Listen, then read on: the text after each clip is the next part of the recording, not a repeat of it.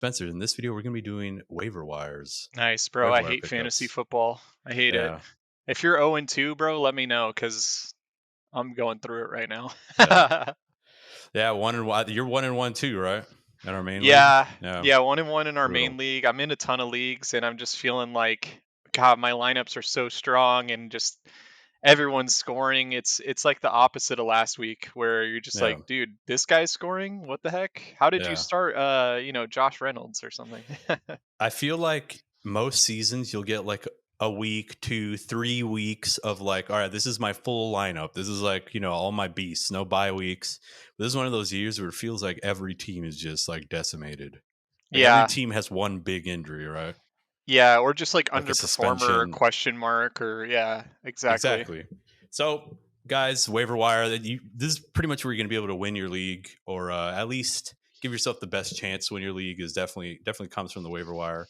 I mean, we saw in week 1, people were just absolutely blowing their load for like Puka Nakua, Kyron Williams. I think Bro, Puka went. rightfully so though. Like that Yeah, was probably the pickups of the entire season. It's tough. Like the entire Rams offense right there on the waiver yeah, wire actually might win some people their yeah. leagues. I mean, in our league, Puka went for like 80, which is fucking Yeah, crazy, and then Kyron went for out 50. of out of 100 fabs, so Yeah. that's like 80%. Yeah. Yeah. And at the time we were like, "Oh, idiot, fucking gay." I think the next highest was like 30, so Yeah. it was Yeah. insanely, but I mean it worked out. We'll see with Cooper Cup coming back, but I think he'll Yeah. still get his. I think it'll be the Cup and Puka show. But yeah, Yeah. moving ahead, we're looking ahead at this week's waiver wire. It is currently Tuesday morning, so this is when you're going to want to start putting in bids. And first name on the list, Spencer, jumping right into it, is going to be Jerome Ford, dude. So Jerome Ford, I don't know how somebody in our league already has him. Like wow, dude, he looked so bad. But anyway, Nick Chubb most likely out for the season, most likely out for the beginning of next season with how bad that injury looked. And Jerome Ford stepped right in, dude, and popped off. Went for over 100 yards, had a touchdown, had a long touchdown run in there, and looks like he's going to be leading the backfield unless they bring in somebody old. I don't imagine that happening. But what do you think about Jerome Ford? Yeah, like you said, week one didn't look that great. And like even preseason stuff. So it's kind of interesting that he got that volume week one, and but week two was a different story for some reason. I think if you're struggling with the RB, like, and you need to start someone, Go Jerome all in. Ford is probably worth a shot because Deshaun Watson looks so bad to me. Yeah. Like they're gonna need to run the ball and take the pressure off Watson. Yeah, I saw a crazy stat where like they had time of possession, they had yardage, they had plays. Everything was in the Browns' favor from last night's game, yet they lost. Just Yeah. crazy. I think they're a great team. They're a great defense. And, he's going to be the starting RB unless they bring in an old man. Yeah, I So think if they had Chubb there, they probably win they that win that game. game. They were I would like he agree. was 10 carries, I think 64 yards. Yeah, So 10 for like the dude 62. was feasting. Yeah. He was gonna go insane that night. So yeah. Yeah. And then the next name on our list. So we're going to list all the RBs first, just I figured segmenting them in that way is probably helpful. Next guy is Zach Moss. Now, Zach Moss might already be owned. He should be owned because, last week all the reports came out of camp that he should step right into the workhorse role, which he did. Went for, I think, about 80 yards and a touchdown, including some receiving work, which is kind of a um, not very typical of Zach Moss, right? Coming from the Bills, and looks like he's going to be leading the Colts backfield. And dude, there is the slight potential that Jonathan Taylor never plays for the Colts again. Yeah. And Yeah, I think that's very real. And also I like that you're just saying he might be owned because I feel like too many times, you watch those waiver wire videos and it's like, hey, pick up this guy that's owned in like every real league, yeah, yeah, so we're gonna try not to do. We're gonna try not to hit you guys with the fucking. I'll pick up T Higgins, dude. Exactly, man. But yeah, not much to say there. I mean, yeah, he's the starter. Like Yeah, Deion Jackson isn't the guy, so yeah, go out and get him if he's yeah. available, but probably not in most leagues. Let's quickly backtrack. Fat percentage on Jerome Ford, dude. I'd spend up to 90% personally, depending on how needy you are, right? It definitely depends, right? Yeah, if you had Chubb or you had a high RB that's underperforming, like yeah, then definitely this is Yeah. probably your only shot. And look, if they bring in an old man that becomes the starter, then You played yourself. Also, I feel like too often people go like really conservative with their fab, and then they're sitting Just on blow it, like, dude. 80% at the end of the season. It's like, bro, you could have had Jerome Just blow Ford it. possibly. Yeah. Yeah. Yeah, just blow it, dude. Just blow the fab. Who gives a shit? Like, Yeah. play the free zero bid waiver I wire I after think that. never do 100 though, because you always want Yeah. to be able to do that $1 here and there. Yeah, true. All right. So, and then for Zach Moss, I would spend honestly up to like 40 or 50% if he's on your waiver wire, just on the off chance that Taylor doesn't end up playing for them. Um, Yeah, or if they I end up think a trading him. good I think a good example to compare all these guys is like Kyron Williams. Like that Yeah. guy's 25 points or something, and like Yeah. I would have. you should have spent more. Like I was sitting He's there on 30. RB2. Yeah, I was He's sitting there on RB2. 30% thinking I'm overspending, and Yeah. I should have taken my own advice. You got to spend Yeah. up to get these guys. All right, we're going to do a little bit of rapid fire action here. The third guy on our list is going to be Matt Brieda. However, you should keep an eye on reports and see if Gary Brightwell ends up getting some runs. So Gary Brightwell's not even on the depth chart at the moment, but in the past he did fill in for Saquon. Matt Breida is the backup for Saquon Barkley, who should be out for about 3 weeks, right? So these guys are like 3-week rentals. But keep in mind they do play San Francisco this week, so if you're going to be picking this guy up, keep in mind that he's probably going to Josh Kelly your lineup. So I wouldn't start him this week. And Yeah, yeah, I think you have to pick him up just for the off chance, but I would be spending very little on him in comparison to like Jerome for Ford. sure. And Um, Tony Jones is the next guy, and he's an even bigger like if Breida's a 3-week rental, Tony Jones is like a 1/4 rental, right? Like yeah, because he's it looks like he's gonna be the starter. It looks like Jamal Williams might not play next week because he left the game last night due to injury. And Tony Jones should get 1 week of it being his yeah, backfield, because which Kamara's back, so yeah, Kamara's going to come back week 4. So that's a 1 week rental. I don't know who they're playing, but yeah, he's going to be a starting back, right, for 1 week. And moving on now to wide receivers. This guy that I'm going to list first is probably owned. Um, I've tried to pick him up everywhere, except for the league that matters because I am a dumb ass, but it is Josh Reynolds. If he's unowned, pick him up, dude. Blow the load, blow up to 30-40% on him. He is the bona fide number 2 option on one of the better teams and better offenses in the league. So go get Josh Reynolds if he's available. are They you play the nervous? Falcons. Are you nervous at all about week 6 when Jameson Williams comes back? Or I know No, that's a ways off. Yeah, I feel the same. I just wanted to touch on that real quick. I feel no. like Jameson Williams comes back and looks just like how he's always looked, which is not great. Yeah, he's Um, inspired. He's inspired zero confidence in his coaching staff. I think yeah, somebody even like flamed the shit out of him like over the offseason. They're like, he's just not very good at anything. yeah. So All yeah, right, cool. not too concerned there. Next guy on the list is going to be Marvin Mims. So Marvin Mims, wide receiver for the Denver Broncos. He's a rookie.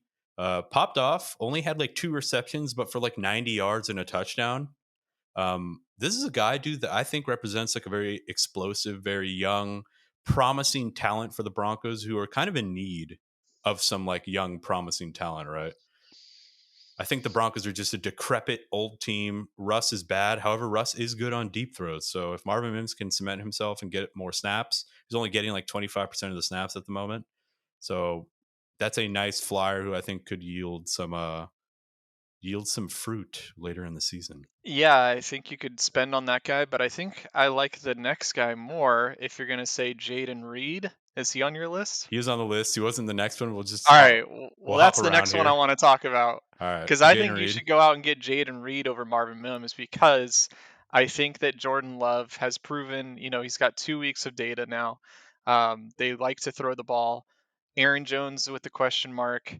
And yeah, Jayden Reed is definitely getting a little bit more than the 2 reception bombs that Marvin Yeah, Mims got. Obviously, Christian Watson's coming back, but I think that's only going to help Jayden Reed.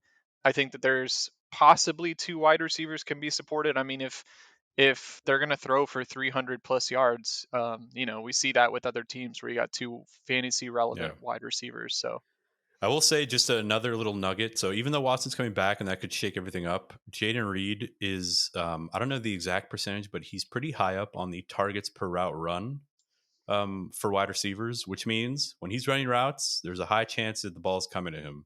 So if he can just run more routes, that should be good for him. And yeah, I agree. Jayden Reed's a great pickup. I think he's one of the more phenomenal prospects just from like a physical standpoint. Like he scored, at off the charts. And the next guy is Tank Dell. So Tank Dell is somebody I'm actually pretty excited about, especially considering how good Stroud looked, right? I think it's a similar story to what I just said about Jordan Love. Like we weren't sure about Stroud, and he Yeah, got 2 weeks of data. he's looking Not so good, dude. hot week 1, but week 2 they were just like unleashing the ball, Yeah, and I think that's going to be the same game script moving forward. they're Like not going to run the they're ball. They they're can't. not going to run the ball. So again, they could probably support multiple wide receivers in that offense. So it's not just going to be Nico Collins. Tank Dell could definitely get some action. Yeah, he went 7 for 10 for 72 yards and a touchdown, dude, and 10 targets as a Yeah. rookie wide receiver from a rookie quarterback. Baby, show me the I money. mean, it's great when you get that because you don't need the touchdown every week. Yeah, That's what you want nice is floor. just volume. Yeah, and they're such a dog shit team. They're gonna be losing every game. They're gonna Bro, I have to feel throw the bad for ball. Damian Pierce owners. Like Oh my god, the dude. guy's not getting anything. He's in a running Yeah. back by committee, I think, too. So I it's feel kind of worse for crazy. the Damian Pierce truthers, like the dynasty managers. Oh my god, dude. Yeah, Can't even find just them now. sold high. Yeah. All right. So the last name on our wide receiver list is going to be DeVante Parker. And that sounds disgusting. He's like 68 years old. But he's the clear wide receiver one, man. He stepped in. I tried to blow some fab on Kendrick Bourne, thinking he's going to be a thing. And DeVante Parker came back after a 1 week of absence, was the clear alpha, went 8 targets, 6 receptions for only 57 yards and no touchdown. Doesn't sound very enticing, but he was a clear guy, man. He was making some big catches, and looks like he's going to be the alpha. But I wouldn't spend a lot. Spend like $3 on him. He's just like a bye week fill in my opinion. And we have one last guy, Spencer, and this is a bonus guy. It's old Ooh, man Thielen. Old man Thielen. Adam Thielen, dude. Scored a Interesting. touchdown on like the echoes of the game, the last minute of the game, scores a touchdown, ends up having a fairly decent fantasy day, better than Drake London. Yeah, what do you think? I think with Thielen, he probably still had that nagging injury like week 1. And also, you're looking at trying to get the team like together with all Wait, these different pieces. What's when up? you say nagging injury, do you mean he's old as shit? No, I think he had like a foot or ankle My hip, injury. his hip, Yeah. But yeah, recovering I from hip mean, replacement surgery. they have no Yeah, one on that team, bro, and yeah, someone needs to catch. I don't know. You might get caught up in like the carousel of like who's the one popping mango. off this Yeah, week. Yeah, but I mean, if he's not owned, you might as well stash him. yeah. And on that note, DJ Chark, he came back. Last week was his first week back. Yeah, Who knows? He could end. He could emerge as I the think alpha. they're similar to the Texans in that regard. Like, might be tough 1 week. Like Robert Woods on the Texans is going to go nuclear Yeah, randomly, right? So true. I don't know. Yeah, Worth a flyer. Woods is actually low key been a beast, dude. That's what I'm saying. Like, bro, I should have been starting him. who's gonna catch the touchdowns? Who's gonna get the volume? I don't know. Third bonus, Robert Woods. All the Texans wide Yeah, receivers. Who would have thought that coming into fantasy? true. And all the Rams wide receivers. Oh my god, dude. Listen, I called it. I had a feeling that Stafford would come back and just instantly command that offense again. I think if you hit up my TikTok, find my TikTok, you'll see that I actually made a video like in March saying Ram Super Bowl winners, yes or yes. So yeah, anyway, I think in general that just shows like you don't have to be a good football team to be relevant in fantasy.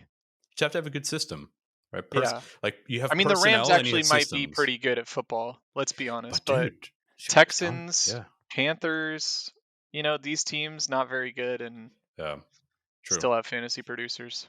All right, guys. Hope you like this video. Hope this helps. If you have any questions or any sit starts or anything, throw them in the comments, man, on any of our videos. Hit us with a like. It really helps. Helps to let us know what's working, what's not working. Give us some feedback on the videos. And give us a subscribe, man. It doesn't cost you anything. It helps us out a lot. We're trying to hit 100. We're so close, like 3 away from 100. And yeah, we'll catch you guys in the next video.